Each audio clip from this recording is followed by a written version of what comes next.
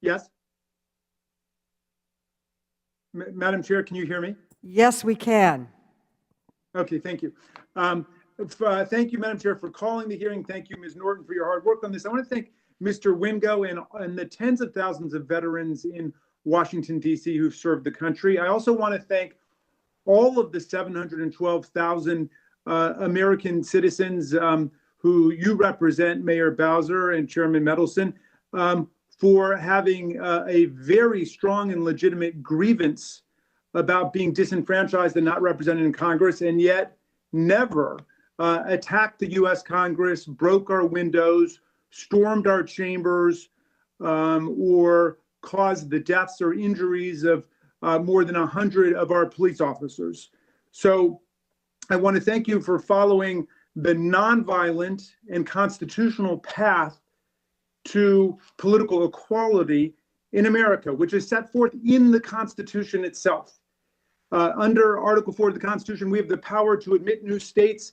We started with just 13 states, and we've admitted 37 new states, which means that nearly 3/4 of the states have been admitted by Congress, none of them by constitutional amendment, and no statehood admission has ever been invalidated by any court in the land, including the Supreme Court of the United States. And it is simply false to assert that there were not constitutional objections made to numerous state admissions. It was said Texas could not be admitted because it used to be its own country and there was no provision for admitting a foreign country as a state. It was said that Utah and Arizona were too Mormon, were too Catholic, and New Mexico was too Catholic. Therefore, it was theocratic.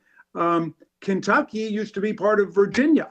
West Virginia used to be part of Virginia. Tennessee used to be part of Virginia. I mean, come on. Like, learn about American history and you will understand that all of the fraudulent arguments being made against the admission of Washington, D.C. as a new state have been made against almost every state in the past. They were too big, they were too small. Everyone knew you couldn't admit Hawaii and Alaska because they weren't contiguous to the Union, right? Like, this is what the history is. Now, the argument that they're trying to make seriously is that somehow Article 1, Section 8, Clause 17, the district clause, should be read as a kind of straitjacket on Congress and a straitjacket on hundreds of thousands of tax-paying draftable citizens who live there. But it's already been established that Congress can modify the boundaries of the federal district.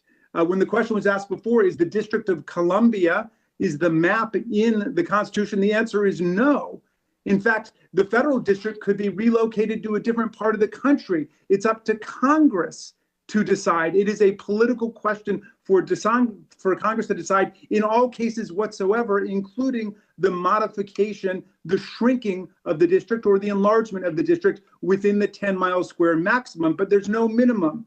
There's no floor. So could Congress decide, for the purposes of enfranchising a new state and guaranteeing political equality, to cede the lands to the new state? Of course it could. In 1846, it shrunk the boundaries of the district to retrocede Alexandria, Arlington, and Fairfax County back to Virginia because the slave masters were rightfully afraid that Congress was about to abolish the slave traffic in the District of Columbia, which actually was the main political agenda of a great Republican member of the House of Representatives named Abraham Lincoln, who spent his time in his one term in the House trying to abolish slavery in the District of Columbia. That is a Republican we should all look up to for his determination to bring justice to people in Washington, D.C. So a couple of other stray points here. It was said at a couple of points, there's no car dealership in the District of Columbia. Of course, that's not a constitutional restriction. It turns out there is a car dealership in the District of Columbia. At that point now, do all the Republicans say, okay, at this point, we agree that people in D.C. should enjoy equal political rights? Of course not, because they're simply trying to gin up whatever arguments they can think of. Someone said there's no bowling alley in the District of Columbia. These are frivolous arguments. This is, this is just flotsam and jetsam floating around, reflecting the fact that people are actually while invoking partisanship as a problem, you guys are creating partisanship as the problem. And I know partisanship's in the eye of the beholder, but you are the ones constantly trying to create a political and ideological test for admission to the Union. It is simply, I think, unconstitutional and un-American to be asking how people are going to vote once they're admitted. The question is, are these tax-paying, draftable American citizens who are subject to all the laws of the country who deserve equal rights? And of course they are. It's way too late in the day to be manufacturing these kinds of phony arguments to keep other people down. It's wrong. And let me just say, finally, there is another potential state that may be seeking admission to the Union, Puerto Rico.